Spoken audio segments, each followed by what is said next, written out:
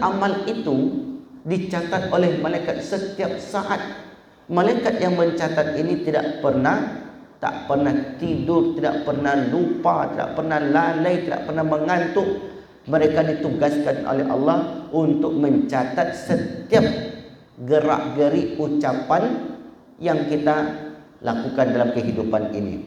Dan itu disebutkan oleh Allah di banyak ayat, di antaranya ma yalfizu min qaulin illa ladaihi raqibun atid. Ma, tidaklah, yalfizu, apa yang diucapkan, min qaulin, dari suatu ucapan ataupun perbuatan, illa ladaihi, kecuali ada padanya raqib dan atid. Ada raqib yang selalu mengawas, yang selalu mendampingi, dan atid yang selalu mencatat amal-amal ibadah kita.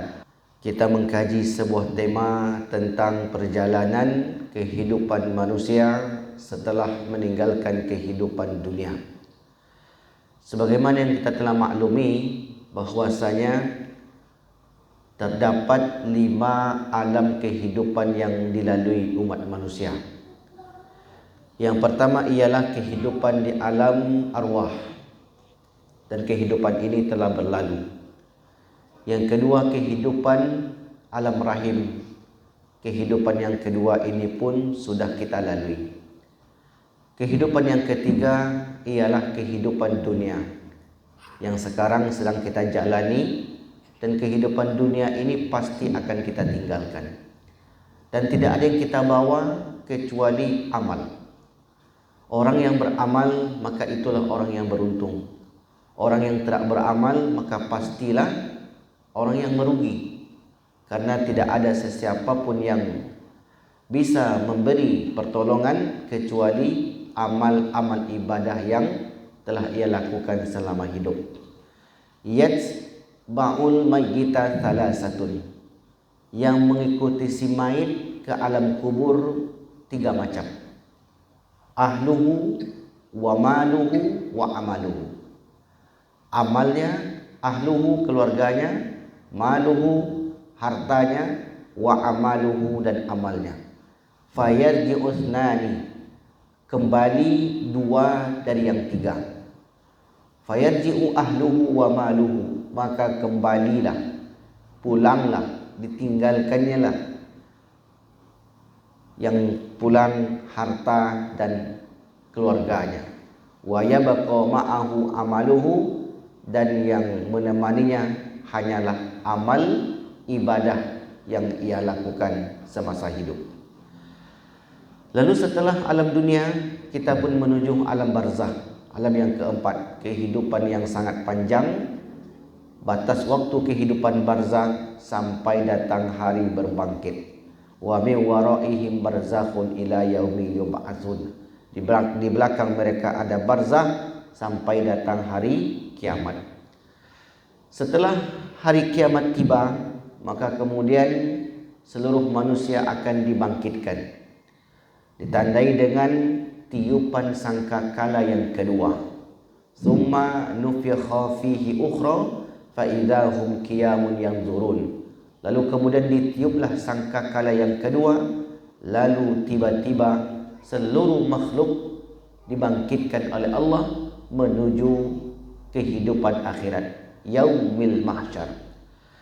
Setelah manusia dibangkitkan, maka kemudian dikumpulkan di hamparan yang sangat luas. Hamparan itulah yang disebut dengan al-mahsyar. Keadaan manusia saat berbangkit bermacam-macam. Ada orang-orang yang mendapatkan naungan, kemudahan, kesenangan dan kebahagiaan, dan ada pula orang-orang yang kesulitan, kepayahan dan kesengsaraan. Semua itu bergantung dengan amal ibadah masing-masing di dunia. Dan setiap orang tidak memikirkan kecuali dirinya sendiri. Seorang suami tidak memikirkan istrinya. Seorang istri tidak pula memikirkan suaminya. Anak tidak ingat dengan ayah ibunya. Ayah ibunya tidak ingat pula dengan anaknya ketika itu. Fala ansabalahum, tidak ada hubungan nasab ketika itu. Yang dulu di dunia anak tersebut dibangga-banggakan. Yang dulu di dunia suami atau istrinya itu yang selalu dipuji-puji. Namun ternyata pada hari itu apa yang dibanggakan dan apa yang dipuji sama sekali tidak memberikan syafaat, memberikan pertolongan kepada dirinya. Yauma yafirrul mar'u min akhihi. Pada hari itu seorang saudara lari dari saudaranya yang lain. Wa ummihi wa abihi, lari dari ibu dan bapaknya. Wa sahibati wa banihi, lari daripada pasangan dan anak-anaknya. Likulli imri'in, setiap orang, yauma idzin, pada hari itu, sya'nun yukni, sibuk dengan urusan dirinya masing-masing. Maka disitulah setiap orang baru sadar bahwasanya yang bisa menolong dirinya hanyalah ia sendiri, tidak orang lain. Lalu setelah manusia itu dikumpulkan di mahsyar, maka kemudian diberlakukanlah yang dinamai dengan yaumul hisab. Apa itu yaumul hisab? Yaumul hisab ialah hari pemeriksaan atau hari pertanggungan jawab. Hari di mana setiap orang akan ditanyai tentang apa yang telah Allah berikan ketika di dunia. Umur yang diberikan ditanyai oleh Allah, kemana umurnya ia habiskan. Harta yang ia tumpuk-tumpuk di dunia ditanyai, harta itu untuk apa ia gunakan. Fisiknya, ilmunya, semua itu ditanyai, untuk apa semua itu dipergunakan. Maka setelah setiap nikmat yang Allah tanya, ada orang-orang yang setelah itu melihat ternyata selama hidup di dunia amal-amal ibadah yang dilakukan itu sebagiannya tidak dianggap oleh Allah, tidak dihitung nilainya, tidak ada pahalanya di sisi Allah Subhanahu wa taala. Padahal setelah yaumul hisab, setelah hari di mana setiap orang akan diperiksa, amal-amal tersebut mulailah ditimbang satu persatu, diletakkan di atas al-mizan, diletakkan di atas neraca. Amal-amal tersebut ditimbang. Namun sayang sekali ternyata ada sebagian amal-amal manusia yang mereka lakukan di dunia tidak dinilai oleh Allah Subhanahu wa taala. Makna tidak dinilai ini adalah tidak berpahala. Padahal orang itu di dunia solat 5 waktu, orang tersebut puasa di bulan suci Ramadan, berangkat ke tanah suci, bersedekah dan lain sebagainya. Maka kata Allah Subhanahu wa taala, fahabitat a'maluhum, amal-amal mereka berguguran. Fala, maka tidaklah, nuqimu lahum, kami nilai amal-amal mereka yaumal qiyamah, pada hari kiamat, wazna, timbangannya. Artinya tidak ditimbang oleh Allah Subhanahu wa taala. Bapak Ibu yang dimuliakan Allah Subhanahu wa taala, mengapa amalan-amalan tersebut tidak dinilai? Seperti amalan solat misalnya. Padahal solat itu adalah amalan pertama yang akan diperiksa. Awwalu ma yuhasabul abdu bihi yaumal qiyamati salatuhu. Amal yang pertama kali diperiksa bagi seorang hamba, solatnya. Lantas ternyata amalan solat itu tidak dianggap oleh Allah Subhanahu wa taala. Apa sebab? Dalam sebuah riwayat yang sampai kepada kita, sebab amal itu ditolak oleh Allah ialah karena semasa hidup di dunia orang yang solat itu mendatangi dukun, suka bertanya-tanya sesuatu kepada dukun yang bekerja sama dengan jin, bukan dukun urut, bukan dukun pijat, dukun beranak, dukun yang bekerja sama dengan jin. Ada dukun yang bekerja sama dengan jin? Ada. Karena Al-Quran yang menginformasikan kepada kita, wa annahu kana rijalun minal insi ya'udzuuna birijalin minal jinni fazadu rohaqa. Ada di antara manusia yang mencari perlindungan dari kalangan jin, dan jin itu membuatnya semakin tersesat. Jadi siapa yang datang kepada dukun, kata Nabi, man ata arrafan awil kahanatan, siapa yang datang ke dukun, dukun yang pakai jampi-jampi, dukun yang pakai jimat, dukun yang pakai magic-magic, yang pakai sihir dan sejenisnya, lam tuqbal salatuhu arba'ina lailatan, Allah tidak terima salatnya selama 40 malam. Lututnya terkilir, kakinya terkilir sakit, datang ke dukun. Dukunnya bermukim di Papua, yang sakit bermukim di Pekanbaru. Lalu kemudian dukun yang di Papua, yang jauh di sana, mengurut rotan. Setelah rotan itu diurut, sembuhlah kaki orang ini. Kira-kira kalau rotan yang diurut lalu kaki sembuh, kira-kira orang ini menggunakan jasa siapa? Pasti menggunakan jin, dan bersekutu dengan jin merupakan perbuatan syirik. Amalan-amalan orang yang syirik ditolak oleh Allah. Summa wa qadimna ila ma amilu min amalin faja'alnahu haba'an mansura. Kami datangkan amal-amal mereka, lalu amal itu kami jadikan bagaikan debu yang berterbangan. Maka oleh karena itu, hati-hatilah, jangan mudah datang ke dukun. Anak yang tak dapat jodoh, Pak Ustaz, anak saya tak dapat jodoh Ustaz. Apakah jodohnya ditahan jin? Datang ke dukun. Dukun membuat dia sesat. Dagangan saya enggak laris Ustaz, gimana ini? Datang ke dukun, minta jampi-jampi. Syirik, amal ibadah solatnya ditolak oleh Allah selama 40 malam. Inilah penyebab. Jadi penyebab amal-amal ditolak tidak ditimbang kala penimbangan amal, disebabkan karena di dunia orang tersebut gemar datang kepada dukun. Jangan sekali-kali datang ke dukun. Itu pesannya. Yang kedua, amal solat, amal puasanya. Dia puasa menahan lapar dan haus. Sebentar lagi kita akan puasa bulan suci Ramadan. Tapi apakah setiap orang yang berpuasa itu pahala puasanya diterima oleh Allah? Ternyata tidak. Ada orang yang berpuasa, puasanya sia-sia. Tidak ada yang dia dapat dari puasa itu kecuali rasa lapar dan haus. Hanya lapar dan haus saja yang dia dapat. Wa rubba shaimin laisa lahu min siyamihi ilal ju'i wal atas. Betapa banyak orang yang berpuasa tidak mendapatkan apa-apa dari puasanya itu kecuali rasa lapar dan haus saja. Mengapa demikian? Karena mulutnya tidak puasa. Saat puasa menceritakan aib orang lain. Saat puasa meribah orang lain. Saat puasa mulutnya tak bisa terkontrol. Maka orang-orang yang semacam itu kelak di akhirat, bukan di dunia, di akhirat saat amal ditimbang, ternyata amal ibadahnya habis. Amal ibadahnya gugur.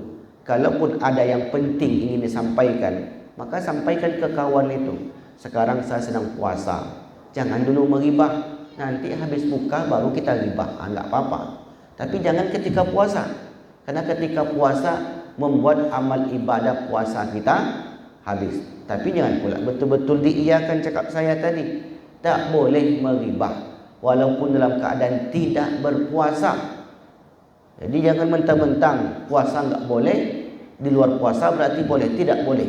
Kenapa? Karena dapat mengikis amal-amal ibadah. Itu terpulanglah kepada pribadinya masing-masing. Kalau ingin di akhirat amal ibadahnya dianggap oleh Allah, ditimbang, maka ikuti aturan Rasulullah. Kalau tidak, terpulang kepada diri masing-masing. Jadi disitulah pentingnya kita menuntut ilmu, Bapak Ibu. Kita jadinya tahu, oh ternyata ada hal-hal yang menyebabkan pahala puasa itu gugur. Penyebabnya karena menghibah orang lain. Ini disampaikan kepada kawan-kawan yang suka menghibah. Karena kalau tidak, kelak di akhirat amal-amal ibadahnya tidak dianggap oleh Allah Subhanahu wa taala.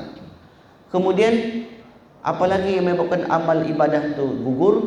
Amal ibadah haji dan umroh misalnya. Kenapa? Karena berangkat haji dan umroh itu ingin dilihat sebagai orang yang mampu, pamer. Orang yang suka pamer-pamer ibadahnya itu untuk orang yang dipamerkannya itu. Kelak di akhirat ketika ditanya, untuk apa engkau beribadah? Untuk apa engkau berangkat haji dan umroh? Rupanya niatnya itu supaya dianggap orang yang mampu, orang yang hebat.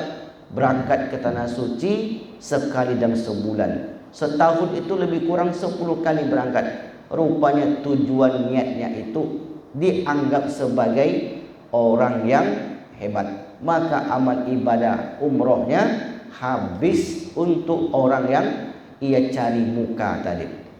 Pahala sedekahnya pun demikian. Bantu masjid, bantu orang lain, bantu si fulan. Lalu kemudian disebut-sebut, ya ayyuhalladzina amanu, hai orang beriman, la tubtilu sadaqatikum bil manni wal adza. Jangan kalian ungkit-ungkit, jangan kalian batalkan pahala sedekah kalian dengan cara mengungkit-ungkit, menyebut-nyebut apa yang sudah kita lakukan itu. Dan jangan kalian menyakiti hati orang yang kalian bantu. Kalau dua itu dilakukan, baik pun amal kita, hebat pun kita dalam berbuat, maka amal itu menjadi batal. Maka oleh karena itu hindari demikian. Kalau kita sudah membantu orang Bapak Ibu, biarkan saja. Kita tak perlu balas budi dari orang tersebut. Karena sejatinya ketika seseorang membantu orang lain, jangan pernah terfikir bahwasanya kita sedang membantu dia. Jangan itu yang difikirkan. Ketika kita betul-betul menolong dia, kita lapangkan kesulitannya, kita ringankan beban hidupnya. Zahirnya memang demikian, tapi ingat, yang kita lakukan itu sejatinya bukanlah kita sedang menolong dia. Jadi apa sebenarnya Ustaz? Padahal kita sudah menolong dia. Sesungguhnya ketika kita melapangkan kesulitan orang lain, meringankan beban hidupnya di dunia, sesungguhnya kita sedang meringankan beban kita di akhirat. Jadi jangan pernah berharap untuk dibalas di dunia. Karena kalau mengharapkan balasan di dunia, kita terkadang kecewa. Karena banyak orang yang tidak ingat, banyak orang yang tidak ingat lagi, lupa dengan kebaikan-kebaikan kita tersebut. Maka itu tidak perlu diingat-ingat. Kalau diingat-ingat, apalagi sampai diceritakan kepada setiap orang, ingat, pahala kebaikan kita batal di hadapan Allah Subhanahu wa taala. Oleh sebab itu Bapak Ibu, mesti kita hindari agar amal-amal ibadah kita ini tetap utuh, tetap terjaga, dan seterusnya. Lalu kemudian setelah setiap amal kita ditimbang, maka Allah Subhanahu wa taala perintahkan malaikat untuk memberikan catatan-catatan amal tersebut kepada setiap orang. Maka saat itu kita menerima rapor kehidupan di dunia. Setelah rapor itu sampai di tangan kita, Allah Subhanahu wa taala katakan, "Iqra kitabaka." Bacalah kitab catatan amalmu. Kafa binafsikal yauma 'alaika hasiba.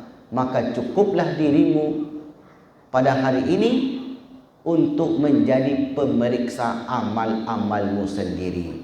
Jadi ternyata ketika itu kita akan diberikan catatan amal perjalanan hidup kita. Dan catatan amal itu dicatat oleh malaikat setiap saat. Malaikat yang mencatat ini tak pernah tidur, tidak pernah lupa, tidak pernah lalai, tidak pernah mengantuk. Mereka ditugaskan oleh Allah untuk mencatat setiap gerak-gerik ucapan yang kita lakukan dalam kehidupan ini.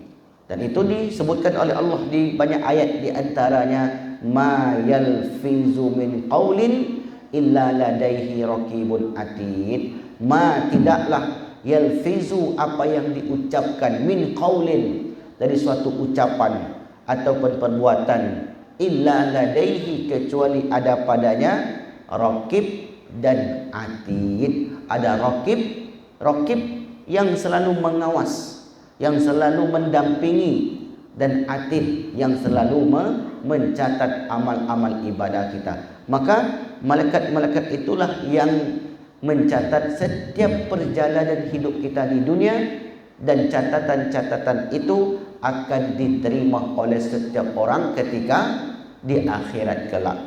Maka Allah SWT katakan catatan amal itu la yughadiru saghiratan wala kabiratan illa ahsaha. La yughadiru, tidak ada yang tertinggal, saghiratan, yang kecil, wala kabiratan, dan yang besar, illa, kecuali ahsaha, kecuali semua yang dilakukan tercatat dengan rapi. Akhirnya kemudian Bapak Ibu, diberikanlah catatan itu. Ada yang diberikan dari arah kanan. Fa amma man utiya kitabahu biyaminih. Ada orang-orang yang diberikan catatannya dari arah kanan. Fa saufa yuhasabu hisaban yasira. Maka orang itu akan mendapat perlakuan yang mudah, hisabnya yang mudah, hari perhitungan yang mudah. Wa yanqalibu ila ahlihi masrura, dan mereka akan dikembalikan kepada ahli keluarganya dalam keadaan bersuka cita. Apa maknanya dikembalikan kepada keluarganya dalam keadaan bersuka cita? Maknanya adalah orang-orang beriman di dunia mereka bersama keluarganya, bersama anak cucunya, kelak di akhirat mereka akan tetap bersama keluarganya itu. Siapa pasangannya di dunia, maka itulah pasangannya di akhirat. Kalau seandainya ada orang yang punya suami atau istri lebih daripada 2, maka kelak di akhirat dia akan memilih. Anak-anak, kalau mau cerita di luar ya. Ya, Afnan, Zafran, ya, kalau mau cerita di luar ya. Nah, jadi mereka akan memilih nantinya. Dan sebaliknya begitu. Jadi mereka akan dikumpulkan bersama ahli keluarga mereka sebagaimana mereka dahulu dikumpulkan di dunia. Itu orang-orang yang diberikan catatan amalnya. Wa amma man utiya kitabahu wara'a zahri, dan ada pula orang yang diberikan catatan-catatan amalnya dari arah belakang. Fasawfa yad'u subura, maka mereka mencela diri mereka sendiri. Wa yasla sa'ira, dan mereka akan dimasukkan ke dalam neraka sa'ir. Innahu kana fi ahlihi masrura, karena mereka dulu di dunia termasuk orang-orang yang tidak mau mengerjakan perintah-perintah Allah. Disitulah bentuk keadilan Allah Bapak Ibu. Siapa yang tidak mau mengerjakan perintah Allah di dunia, maka Allah akan balas sesuai perbuatannya itu. In ahsantum ahsantum li anfusikum wa in asatum falaha. Jika kebaikan yang kalian lakukan, kebaikan pula yang kalian dapat. Keburukan yang kalian lakukan, keburukan yang kalian terima. Itu tak akan ketukar. Apa yang kita lakukan, maka itulah yang akan kita terima di akhirat kelak. Jadi di sini kata para ulama, Allah Subhanahu wa taala perintahkan untuk membaca catatan-catatan amal itu. Ha umqra'u kitabiyah. Inilah catatan amalmu, maka bacalah. Makna baca di situ, silakan dicek, silakan diperiksa apakah ada amal-amal yang tidak kami cantumkan dalam catatan itu. Apakah ada yang terzalimi ketika itu? Tentu tidak ada yang terzalimi, karena catatan itu catatan yang jujur, catatan yang ditulis oleh para malaikat yang tidak pernah bermaksud kepada Allah Subhanahu wa taala. catatan-catatan yang murni dan hasil dari amal perbuatan seseorang, murni hasil dari perjalanan hidupnya selama hidup di dunia. Maka disitulah setiap orang melihat di manakah orang itu akan berakhir. Karena sudah dia lihat, saya nanti berakhir di mana? Apakah berakhir di surga? Kalau surga, surga apa yang akan saya tempati? Kalau berakhir di neraka, neraka apa yang saya akan huni? Maka di dalam catatan amal itu ternyata tertulis dengan rapi, tidak satu pun yang tertinggal. Begitulah rapinya catatan-catatan para malaikat. Para malaikat ini, Bapak Ibu yang dimuliakan Allah, bertugas setiap hari sekali dalam 24 jam, 2 pergantian tugas. Malaikat pagi dan malaikat petang. Malaikat pagi yang kemarin turun dari asar sampai di pagi ini, malaikat itu mencatat setiap yang kita lakukan. Sampai di waktu fajar, maka kemudian malaikat tersebut naik ke langit. Summa ya'ruju ila sama, naik ke langit. Setelah naik ke langit, melaporkan kepada Allah Subhanahu wa taala. Apa kata Allah? Kaifa taraktum ibadi? Hei para malaikat, dalam keadaan apa kalian tinggalkan hamba-Ku itu? Apa yang mereka lakukan? Apa yang mereka buat di dunia? Wa huwa a'lamu, sesungguhnya Allah itu tahu apa yang dilakukan oleh hambanya. Pertanyaan itu untuk menguji bahwasanya apa yang dilakukan oleh hamba-Ku itu, apakah mereka beribadah atau tidak?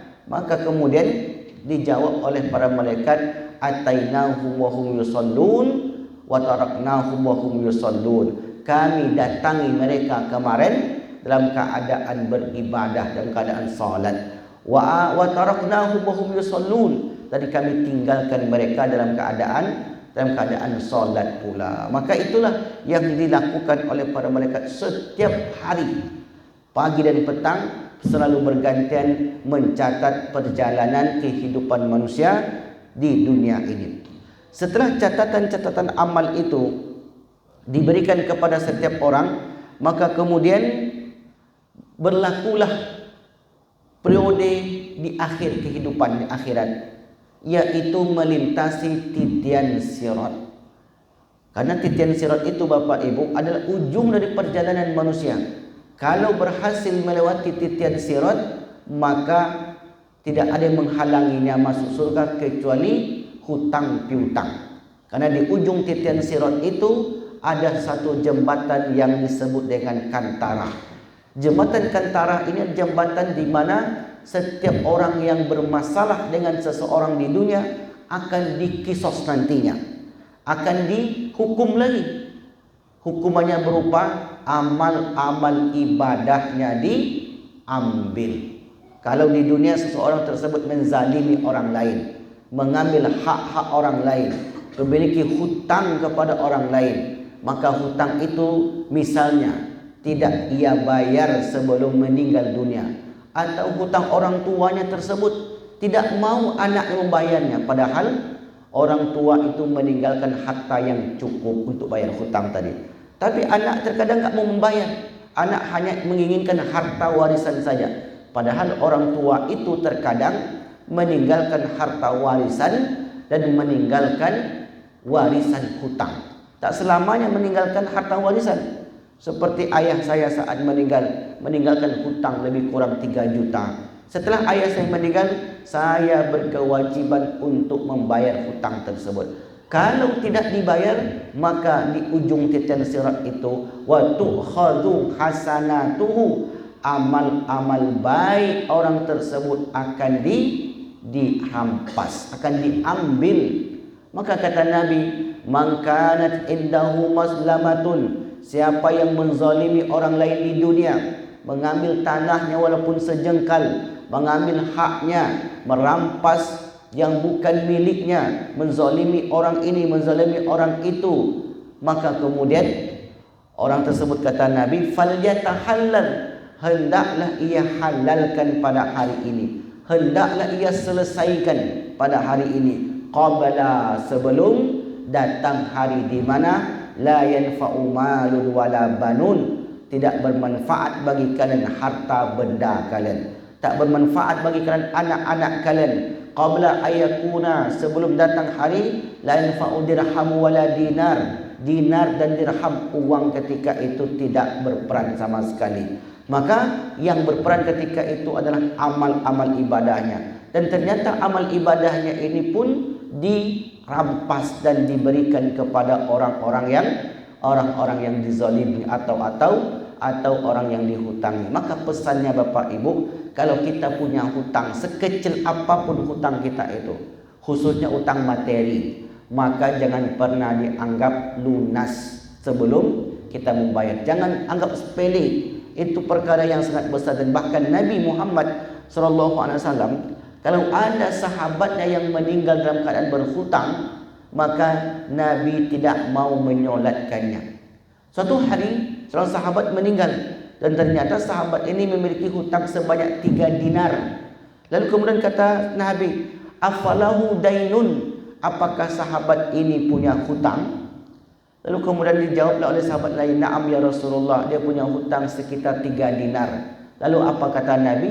Sallu sahibakum, solatkanlah kawan kalian ini.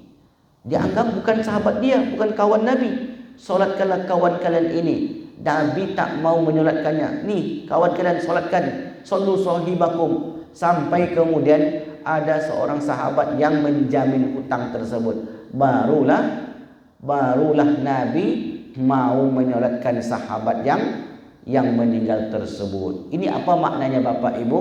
Hutang piutang itu perkara yang sangat penting. Jangan mudah-mudah untuk berhutang. Kalau bisa tidak berhutang, usahakan jangan berhutang, karena hutang itu hubungan sosial kita dengan manusia. Orang itu misalnya amalnya banyak, dia akan masuk surga. Apa kata Allah? Urusanmu denganku sudah selesai. Dulu kau bertobat taubatan nasuha, tapi urusanmu dengan saudaramu bagaimana? Urusanmu dengan adik-beradikmu bagaimana? Urusanmu dengan tetanggamu bagaimana? Apakah itu semua sudah selesai atau belum? Kalau belum selesai, maka selesaikanlah. Di situlah nanti hutang piutang itu akan diselesaikan dengan cara amal-amal ibadahnya diberikan kepada orang-orang yang dizalimi ketika di dunia. Jadi Bapak Ibu yang dimuliakan Allah SWT, barulah kalau tidak ada lagi sangkut paut dengan manusia, orang ini diperkenankan untuk masuk ke dalam surga Allah Subhanahu wa taala. Tapi kalau masih banyak sangkut pautnya, orang itu tertahan di sebuah tempat yang kita kenal dengan nama Al-A'raf. Al-A'raf itu terletak di antara surga dan neraka. Tidak di dalam surga, tidak pula di dalam neraka. Berapa lamakah manusia itu di Al-A'raf, Ustaz? Tak ada manusia yang tahu. Yang jelas Al-A'raf itu tempat di mana orang-orang yang tertahan karena persoalan hutang ataupun tidak menyelesaikan perkara-perkaranya semasa hidup di dunia. Maka oleh karena itu, ingat-ingat dengan siapa kita berhutang. Ingat-ingat siapa yang sudah pernah kita ambil haknya. Sebelum kita tinggalkan kehidupan dunia, kembalikan hak-hak orang tersebut kepadanya. Baik Bapak Ibu yang dimuliakan Allah Subhanahu wa taala. Maka kemudian mulailah setiap orang melintasi titian sirat. Kata Rasulullah sallallahu alaihi wasallam, yuhmalun nasu ala sirat, manusia digiring menuju titian sirat yaumal qiyamati, pada hari kiamat. Fataqada'u bihim janabatus sirat taqadu al farasi finnar, maka berjatuhanlah orang-orang yang melintasi sirat itu seperti anai-anai yang melintas di atas api. Kalau kita lihat ada anai-anai yang melintas di atas api, misalnya anai-anai ini atau semut ini berjalan di atas ranting-ranting, lalu di bawahnya ada api panas yang dapat menjatuhkannya. Maka seperti apa anai-anai itu jatuh, maka seperti itulah orang-orang yang berdosa itu berguguran saat melintasi titian sirat. Lalu kemudian kata Rasulullah sallallahu alaihi wasallam, ada di antara umat Rasulullah yang melintasi sirat itu seperti kalbarqi. Saking cepatnya melintasi sirat itu seperti kilat. Satu kedip mata baru saja menginjakkan kaki di pangkal sirat, ternyata sudah sampai di seberang. Ini diantaranya yang melintasi titian sirat, kalbarqi. Ada lagi yang melintasi sirat itu, kata Nabi, seperti karihi, seperti hembusan angin. Ini orang sangat kencang sekali. Ada lagi yang melintasi sirat seperti kuda perang yang berlari, saking kencangnya. Ada pula yang melintasi titian sirat berjalan santai. Ada pula yang melintasi titian sirat bergelayutan, bergantungan. Ada lagi yang melintasi titian sirat yahmu marratan wa yakhurru marratan wa yata'allaku marratan. Ada yang tersungkur, kemudian dia bangkit lagi. Ada yang merangkak, kemudian bangkit lagi. Ada yang bergelayutan, kemudian naik lagi ke atas, dan seterusnya. Orang-orang tersebut melintasi titian sirat. Jadi ternyata orang-orang yang melintasi titian sirat ini dalam keadaan bermacam-macam pula. Kenapa bisa demikian, Ustaz? Kenapa ada orang yang melintasinya seperti kilat, begitu cepat, sekedip mata sampai ke ujung titian sirat? Kata para ulama, karena orang tersebut ketika di dunia cepat tanggap memenuhi panggilan Allah. Orang yang cepat memenuhi seruan Allah Subhanahu wa taala, maka kelak akan laju kencang melewati titian sirat. Orang yang berlambat-lambat, orang yang menganggap sepele saja panggilan Allah di dunia, maka Allah akan persulit langkah kakinya di akhirat. Ada orang yang seperti angin, cepat. Kenapa cepat? Ketika ada saudaranya yang ditimpa musibah, dia cepat untuk membantunya. Ketika ada panggilan Allah ke tanah suci, dia cepat untuk memenuhi panggilan tersebut. Ketika dia mendengarkan suara azan, dia cepat memenuhi panggilan tersebut. Ketika ada himbauan, dia cepat memenuhi panggilan-panggilan tersebut. Secepat apa seorang memenuhi panggilan di dunia, maka secepat itulah kelak ia akan melintasi titian sirat. Bahwasanya berhasil atau tidaknya seorang melintasi sirat tersebut sesuai dengan amal ibadah mereka di dunia. Begitulah gambaran yang disebutkan oleh Rasulullah sallallahu alaihi wasallam. Misalnya dalam hadis An Abi Hurairah radhiyallahu anhu qala Rasulullah sallallahu alaihi wasallam, qultu bi abi anta wa ummi, dengan atas nama bapakku dan ibuku, aysyai'in kamaril barqi, ya Rasulullah, siapakah dan seperti apakah orang yang melintasi seperti kilat tersebut? Alam tarau ilal barqi kaifa yamurru wa yarji'u fi tarfati ainin. Apakah kamu tidak melihat kepada kilat bagaimana ia berlalu secepat kedipan mata? Summa kamarrir rih, kemudian berjalan seperti tiupan angin. Summa kamarrit tayri, kemudian ada yang seperti burung terbang. Wasyaddatir rijali, seperti orang dewasa yang berlari cepat. Tajri bihim a'maluhum, mereka berlari sesuai amal-amal mereka. Jadi kuncinya Bapak Ibu, amal.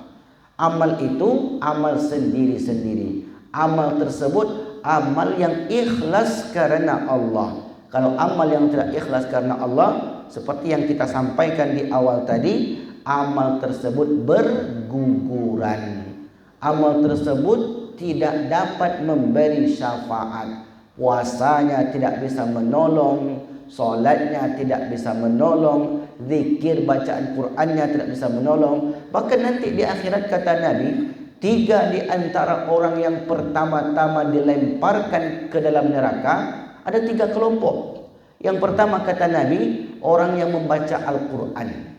Membaca Al-Quran bukan karena Allah, tapi membaca Al-Quran karena ingin disebut orang yang hebat, orang yang pandai. Maka orang ini tidak dianggap amal bacaannya itu sebagai pahala, dilemparkan dalam Al-Quran. Ditanyalah orang ini, ya Allah, aku membaca Al-Quran karenamu. Apa kata Allah ketika itu? Kadzabta, engkau dusta. Engkau membaca Al-Quran bukan karena aku, tapi engkau baca Al-Quran supaya engkau disebut orang yang hebat, orang yang pandai membaca. Maka kemudian kata Allah, faqad qila, dan sebutan itu sudah engkau dapatkan di dunia. Sudah dipuji, sudah ia rasakan pujian tersebut dan berbangga hatilah dia dengan pujian-pujian manusia. Yang kedua, orang yang bersedekah. Kembali lagi orang bersedekah. Ya Allah, kata mereka, saya bersedekah ini untuk menghidupkan syiarmu, untuk menghidupkan agamamu, untuk menegakkan agamamu. Kata Allah, kadzabta, engkau dusta. Engkau lakukan itu bukan karena aku, tapi engkau lakukan itu supaya engkau disebut orang dermawan, orang yang kaya raya. Faqad qila, dan itu sudah engkau dapatkan di dunia. Engkau sudah dipuji, engkau sudah dianggap orang yang dermawan. Sekarang giliranmu, bagianmu tidak kau dapatkan sama sekali. Yang ketiga, orang yang berjihad, orang yang berperang di jalan Allah. Ya Allah, saya berperang di jalanmu untuk menghidupkan agamamu. Maka kata Allah, kadzabta, engkau dusta. Engkau berperang menegakkan agamaku bukan karena aku, tapi engkau dianggap sebagai orang yang hebat, orang yang gagah berani. Maka kemudian kata Allah, faqad qila, keberanian itu sudah engkau dapatkan di dunia. Engkau dianggap sebagai pahlawan, dan semua itu sudah engkau peroleh ketika engkau di dunia. Dan begitu seterusnya dengan amal-amal ibadah kita, Bapak Ibu. Seorang ustaz juga begitu nanti. Engkau disebut orang yang hebat, faqad qila, semua itu sudah engkau dapatkan di dunia. Engkau sudah populer, engkau sudah dikenal, engkau sudah dihormati, dihargai, disanjung-sanjung oleh manusia. Faqad qila, semua itu setelah engkau dapatkan. Sementara sekarang kau tidak memiliki bagian sama sekali. Maka apa yang terjadi? Mereka ini tidak berhasil melintasi titian sirat. Kalau seseorang sudah tidak berhasil melintasi titian sirat, di mana mereka berakhir? Pasti berakhir di dalam neraka jahanam. Karena sirat itu al-jasru yudrabu baina zahril jahannam. Sirat itu terbentang di atas neraka jahanam. Kalau kita umpamakan, Bapak Ibu, ini pangkal titian sirat, ini ujungnya. Dan di ujungnya ada satu jembatan lagi namanya kantara. Di bawah sirat itu adalah neraka jahanam. Maka orang yang melintasi sirat, dua kemungkinan. Kemungkinan jatuh, kemungkinan selamat. Kalau dia selamat melintasi sirat, sampailah di ujung sirat, maka di depan ditunggu oleh kantara tadi. Kantara itu disitulah seorang akan dikisos kalau ada kezaliman kepada manusia. Kalau tidak ada, maka mereka ini disambut oleh penghuni surga. Wasiqal ladzina taqaw ila jannati zumara, maka digiringlah orang-orang bertakwa itu ke dalam surga secara berkelompok-kelompok. Hatta idza ja'uha, apabila mereka sampai di depan sirat. Wa futihat, apabila mereka sampai di depan pintu surga. Hatta idza futihat abwabuha wa qala lahum khazanatuha, lalu penjaga surga itu mengatakan salamun alaikum, selamat kalian. Maka kalau sudah mendapatkan ucapan selamat, mereka tinggal masuk ke dalam surga Allah Subhanahu wa taala. Kalau tidak, bisa jadi dia terjatuh saat melintasi titian sirat, maka mereka berada di dalam neraka jahanam, na'udzubillah. Maka oleh karena itu kita hindari hal-hal yang dapat menjatuhkan kaki kita saat melintasi titian sirat. Bapak Ibu yang dimuliakan Allah Subhanahu wa taala, ketika melintasi sirat itu ada orang-orang munafik. Para ulama menyebutkan saat melintasi sirat, setiap orang akan diberikan cahaya, akan diberikan penerang jalan supaya mereka melihat jalan yang mereka titi, jembatan yang mereka tempuh. Maka diberikanlah cahaya. Orang-orang mukmin diberikan cahaya, orang-orang munafik pun diberikan cahaya. Maka cahaya orang-orang munafik ini, ketika mereka sampai di tengah perjalanan titian sirat, suliba nuruhum, cahaya mereka dirampas oleh Allah. Maka mereka tidak bisa melanjutkan perjalanan. Akhirnya kemudian Orang-orang munafik ini berkata kepada orang mukmin, "Unzuruna naqtabis min nurikum." Hai orang-orang beriman, tunggu kami sekejap. Kami ingin mendapatkan pancaran cahaya darimu. Maka apa kata orang beriman? Qilarji'u wara'akum faltamisu nura. Ambillah pancaran cahaya ini di belakang kalian. Kami memperoleh cahaya ini nun jauh di belakang. Akhirnya kemudian orang-orang munafik itu pun melihat ke belakang dan mencari-cari di mana letak cahaya tersebut. Dan ternyata mereka tidak menemukan cahaya itu, cahaya penerang jalan ketika itu. Lalu apa yang dimaksud dengan cahaya tersebut? Dan di manakah orang-orang beriman mendapatkan cahaya itu?